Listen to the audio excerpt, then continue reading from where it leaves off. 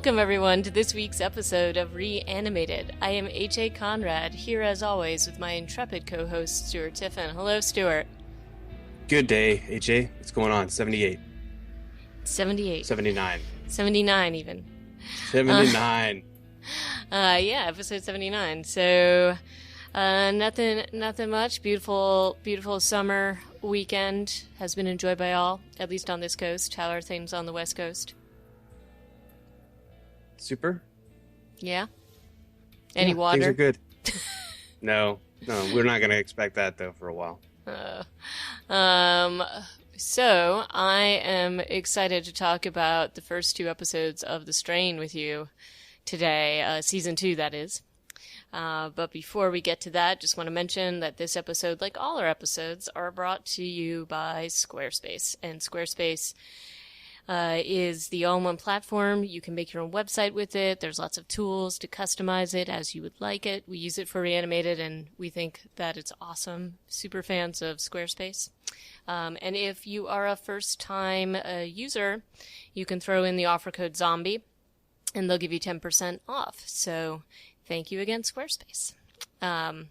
So we've got The Strain Season 2, the first couple of episodes, but also a couple of tidbits in the news items. Here in New York, there has been sort of a trend, if you will, of having this sort of interactive theater. Sleep No More is the one that a lot of people know about, and basically anybody who buys a ticket to this particular show actually interacts with the actors and follows different pathways. It's a little bit of a choose-your-own-adventure, which eventually ends up at the end of it. She Fell is another Alice in Wonderland-based interactive play. And then recently there has been a little bit of a different one, a different idea, but not really surprising given the popularity of this type of interaction, live interaction in theater these days. There is... It's called Neighborhood 3, Requisition of Doom, and this is supposed to happen. There's one thing there's like a couple of things at this theater company, which I admit I am not familiar with. It's called Flea Theater. And so they have a few sort of zombie-related productions. So one is the Neighborhood 3, Requisition of Doom. And this is about teenagers that basically kind of get lost in a zombie game. And so, it's... and then there's the Human v Zombies, the Neighborhood 3 edition, and that is actually going to be in conjunction with this, and it's a live-action game that's going to happen in Tribeca. So... kind of interesting. I don't know that I would want to do this. Who is the target audience? Because I hear about this and I'm like, nope. So you and me, arguably extremely into the genre. Maybe we're not into like the participating shit, but doesn't it seem a little weird that we wouldn't even be tempted by this? I don't know that it seems weird. I think they're probably going for a younger set than us, admittedly, people that are into this kind of thing. I personally didn't go see, I didn't see Sleep No More. I tend to like I like my theater sitting in seats and watching. There's something that makes me feel like a little bit stressed out to think about interacting with the actors. I know that sounds odd, but that's just my thing. But these particular productions have been wildly successful and sold out, so I think they are appealing to somebody, and my guess is that they wouldn't be doing this without at least some market research. So I suspect this is probably going to be a successful endeavor. But we'll keep you posted on that. Great. Keep us posted. And speaking of demographics... the next item I will let you introduce, because there's no demographic for this. I know. This is bizarre. Is it? So, okay. Nick Carter, formerly of Backstreet Boys, and wasn't he the one who tried to go to into the space? Yes, he was. Yeah. Is trying to get the band back together. a bunch of the Backstreet Boys and Joey Fatone from NSYNC, as well as that's it, really, right? They're not sure if they're going to get any of the other Backstreet Boy or NSYNCs, specifically Peoples. JT. But they're going to Sharknado, producing or publisher. What are they called? I forget Producer. the name of the company. Asylum. Ah. They're going to that company and saying, "Hey, we need to make a zombie western futuristic horror movie called Day 7, starring a bunch of grown-up boy band musicians." What the fuck? Yeah, I know. I had the same. I actually didn't think that this article was real when I first saw it, and I had to double check to make sure it wasn't something from The Onion. I really didn't think it was a true news item. And so here we go. With the Sharknado folks, though, anything's possible, and they definitely have been successful in riffing off the fact that they've got, people like, God, I just know him as the 90210 guy, Ian, what's his face? Yeah, that guy, the blonde Yeah, guy. the blonde guy, and then Tara Reid and things like that, and putting them into these ridiculous situations. I mean, Sharknado is beyond ridiculous, and look at how successful it is. So perhaps that's the model they're going for here, because it is so ridiculous that people are going to just go and see this. So, but I wait for more news and teasers on this particular item. Yeah, okay. I'll accept more news and teasers, but I definitely will not describe myself as waiting for it. This can. It's a little bit like watching a train wreck, though, no? Come on, it's going to be terrible. Yeah, this is a train wreck. One of these train wrecks that is designed to be a train wreck, though, which I Right. don't find is quite as interesting. That's true. That's true. But on to the big part of our show, or I think, the main event, if you will. The Strain season 2 has premiered, and we're a couple episodes in. The third episode is going to be tonight. Initial thoughts? Initial thoughts, like outside in my vacuum chamber of expectations, I'm liking it. I go outside of that chamber and I read reviews and I'm like, oh my God, you're right. This is terrible. But I'm liking it. I'm liking it. You know what? Compared to the first season, I think that this season has started out pretty well. And there's still some of the same issues that I had with the first season, but I feel like it's doing its job, and I feel like it is a little bit more successful in adding in some of the things that I wanted to see in the first season. So I think I'm on the same page as you. I have also read said reviews, and I see what they're saying as well. Mm-hmm. But if you're looking at this as just sort of a pulpy kind of comic booky series that isn't taking itself too seriously, I think I can get on board with that. I guess. So. I mean, having both of us having read the novels didn't take themselves lightly. I feel like there was never like a... No, but I think no you have humor. to... There's no humor. I think you have to view this in a different way Yeah, you're somehow. right. So things that are bothering me outside of reviews are, well, the introduction of a new actor on the cast and the return of an old actor, which is... Corey Stoll's wig is back. Unfortunately, it's still...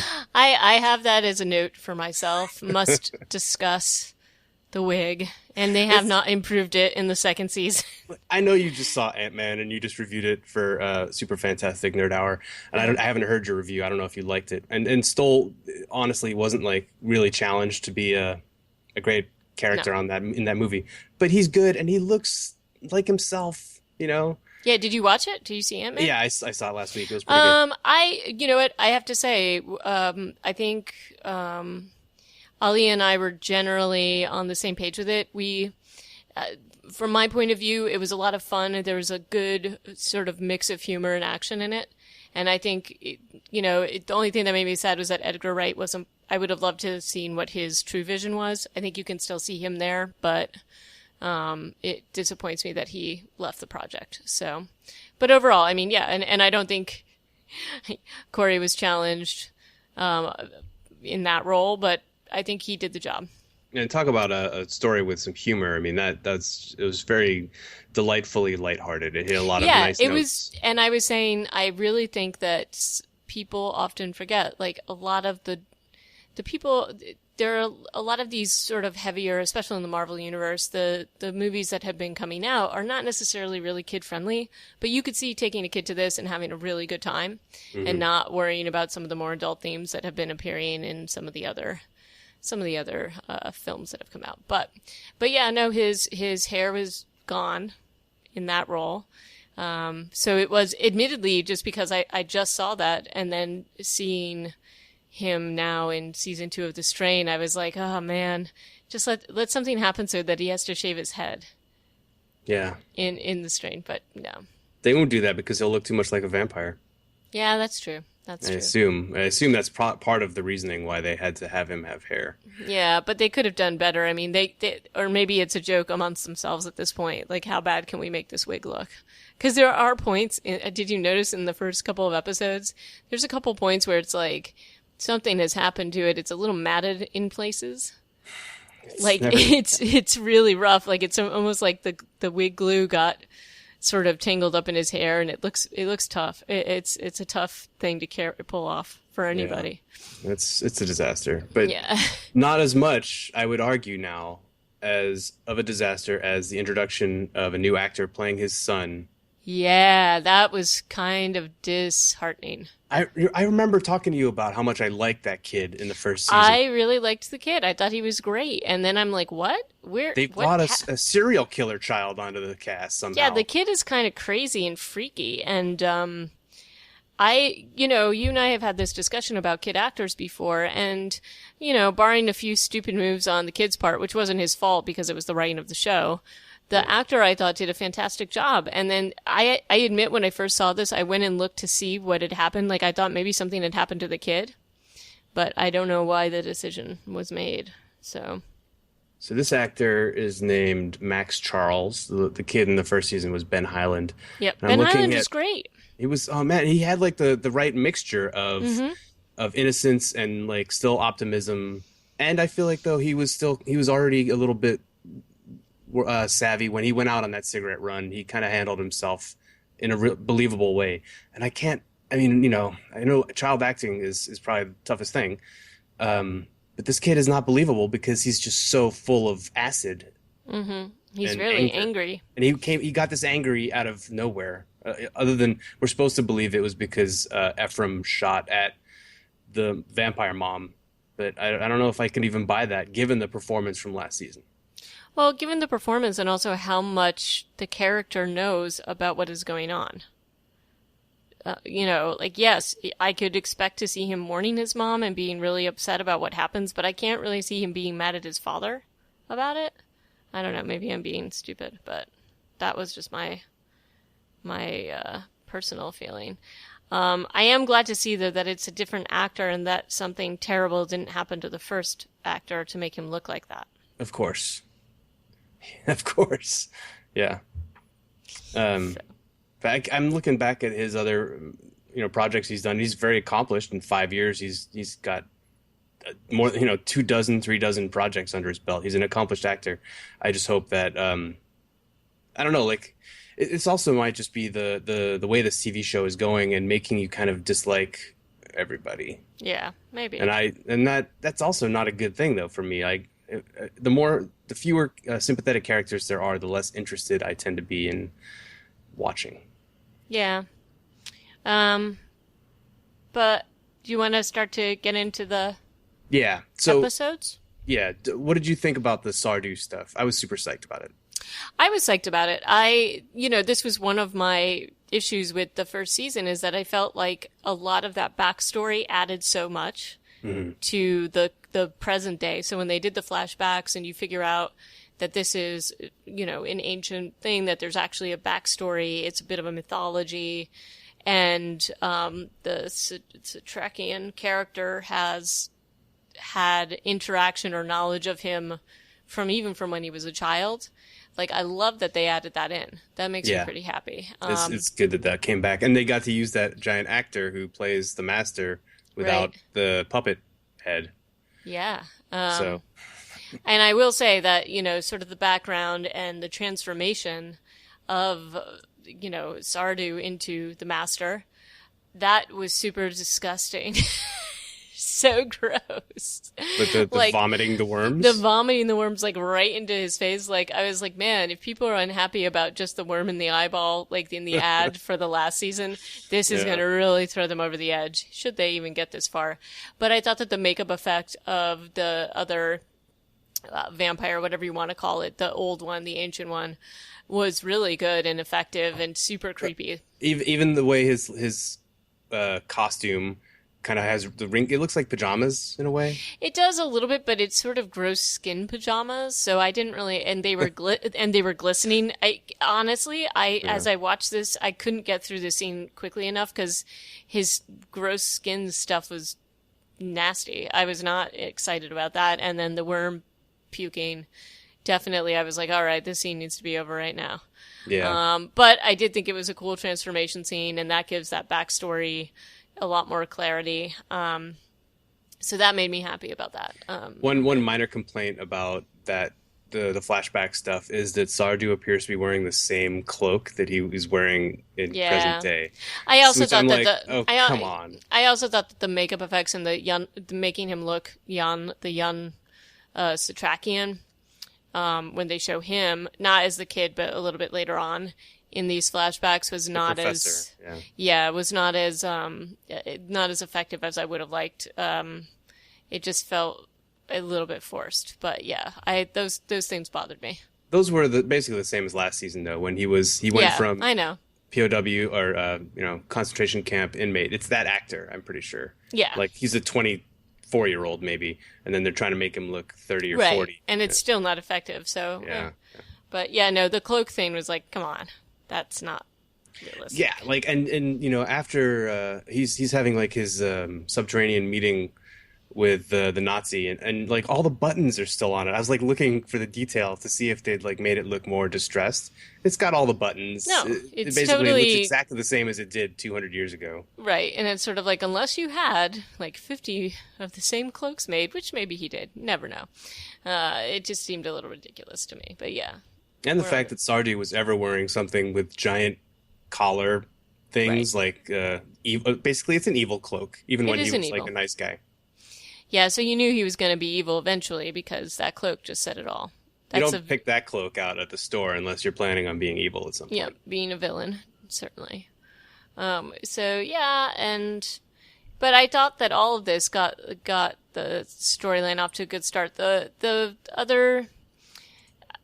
piece that just really started to grate on me in both the first episode and the second episode was the drinking. Drinking? Yes, drinking, because it's like, okay, we get it. They don't need to do it every 5 minutes, and it became somewhat gimmicky to the point where he's even drinking out of like a paint top. Do you remember like where he makes that into a little cup? Yeah. And I was it was just kind of like, come on. How hard do they have to try to make us like him less, Right. No, I mean, seriously, that's what it felt like. It was just like, really? This is just stupid. That was not great. But, I felt like they moved the storyline a lot more quickly than they had the last season. So they really did get the season off with a bang. You also see, you see what's happening in the other storylines, and they jump from one to the other pretty quickly, which I thought was nice. I liked the stuff with Eldridge Palmer and Eichhorst. The one thing I didn't really like about the Palmer stuff was his weird sudden horn dogginess or whatever it is that he's like flirting with this real estate agent. Yeah, I felt like, is that like supposed to be that, or is he viewing her as something else? That wasn't clear to me. It's hard to say, but it comes across just horn dog, doesn't it? Oh, yeah, it does, but it's also like he's been sort of sick all this time, so maybe that's what it is. I don't think he'd even care, though, because he's pretty much another, like, type of creature right now. So it seems a little strange to me that he'd even care. But, maybe not. And so there were some good things. We got to see what they were up to. We got to see, sort of them with their evil plans on the way.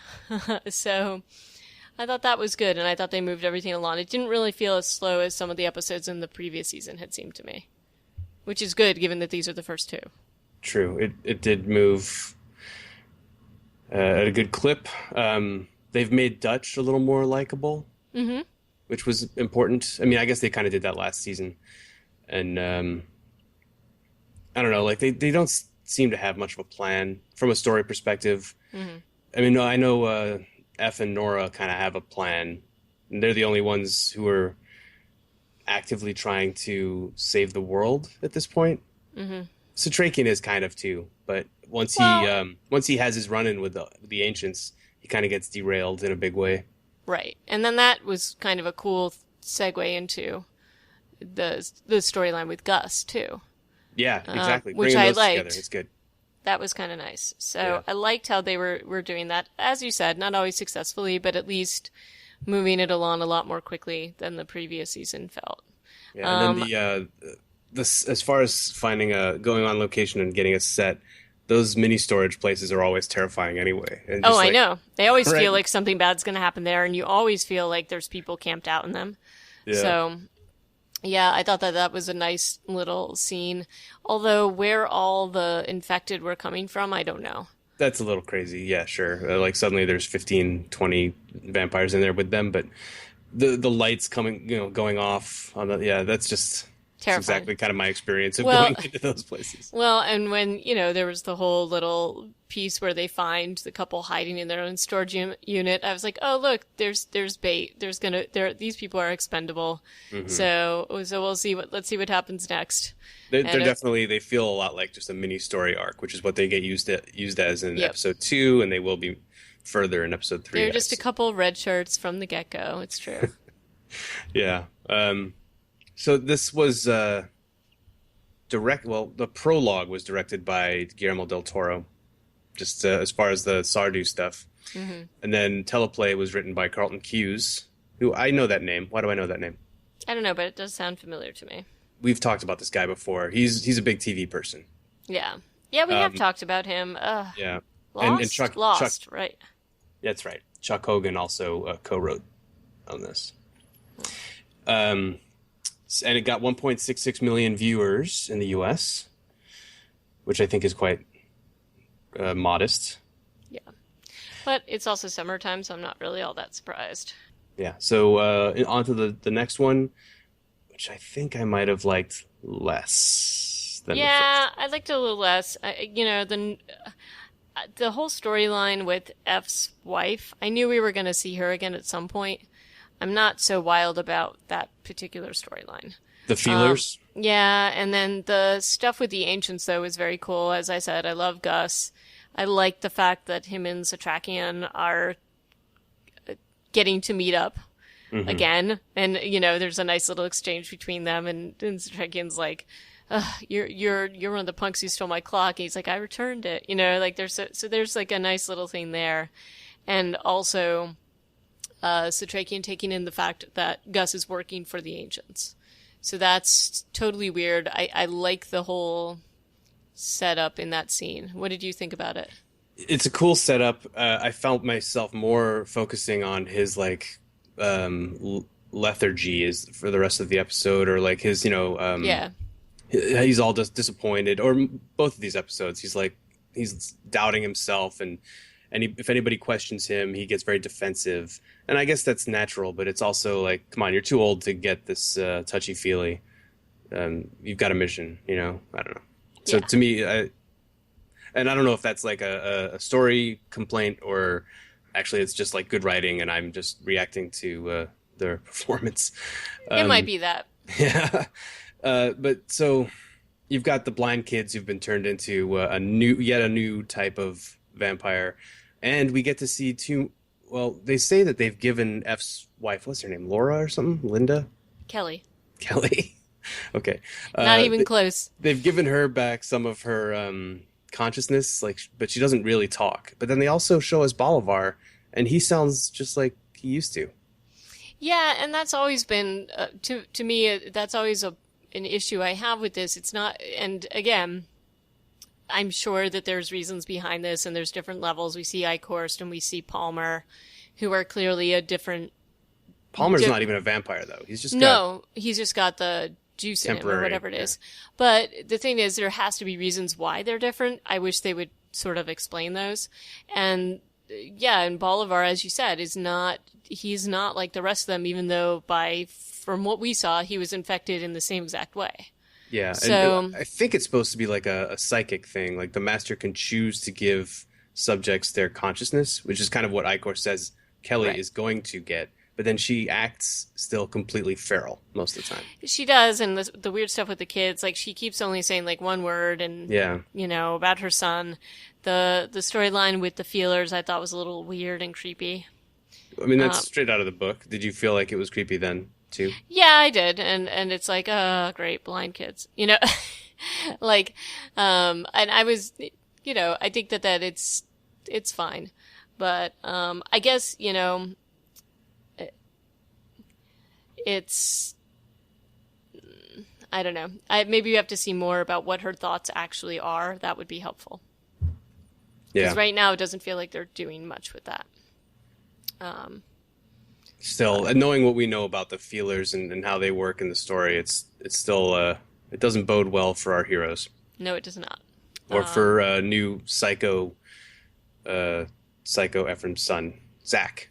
God, I can't remember any of these characters' names this year. Yep.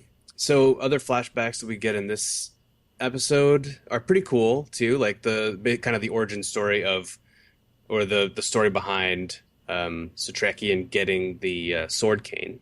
Yeah, that was very cool. I liked that. I liked the idea of it, and that he has been intertwined with Eichhorst for a very long time now. And we already knew that, but to see it just sort of continue on, that they keep having these weird little overlaps is kind of suddenly cool. Now he knows Palmer too, and they actually have a face-to-face, so that's kind of cool too.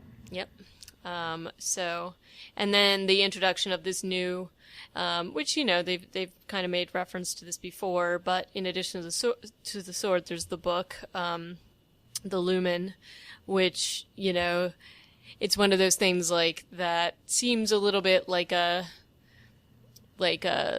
possibly it's apocryphal, and so it's sort of this book that has a lot of information, which apparently shows the ancients and the master's weaknesses. So that was a nice intro to that, in addition to the sword, which I thought was good, because I'm sure that that's going to be one of the main themes of this season. It's curious that they make such a big deal about showing all of Sutrakian's books like being full of inconsistencies, where he thought the master would die when exposed to sunlight, and they kind of make a big deal of him going back over his research and saying, "Oh, it's all bullshit," and then he's like, "Now I just have to find this other book." I'm like, I know it's a little too convenient, but it's also just kind of unbelievable that there is one book that is right when all the other ones are. I don't know, like why does he believe that this book is the right book? True, but then again, he got some interesting responses from the ancients with them barking and being strange. So yeah, which was kind of creepy. Yeah. There were a lot of naked bodies in this episode. And there was one scene between Dutch and Fett. Oh, Jesus. Which was like so painful to watch and creepy. This was so dumb. It was so dumb, and like they take out a nest of vampires, and then they decide to swim in a pool naked together at night, right? At night, and it's like it's so awkward and painful. I like fast forwarded to get through the scene.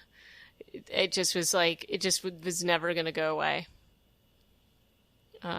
So that was kind of, I thought it was funny that I had to fast forward it. I don't know how you felt about it, but I was like, this is terrible. It was super dumb. And it's one of those scenes where I'm sure it's part of the thinking is you get to see them putting down all of their weapons, and then that triggers your lizard brain to be like, no, you're doing it wrong. And then of course they're fine. Well, they're fine, but I don't think that these two characters, especially these two characters, are going to do this in that particular scenario. I just don't. Yeah. I don't buy it at all. But hey, I guess you need to show Fett's ass at some point. How does this help with if I can do a spoiler for the book? Fett and Nora end up together in this. Yeah, I was wondering if they're just taking that line out and this is where they're directing it. That was what I was guessing. It makes it certainly less feasible. Right. I mean, maybe, but I mean, we are seeing Nora's reaction to some of F's behaviors.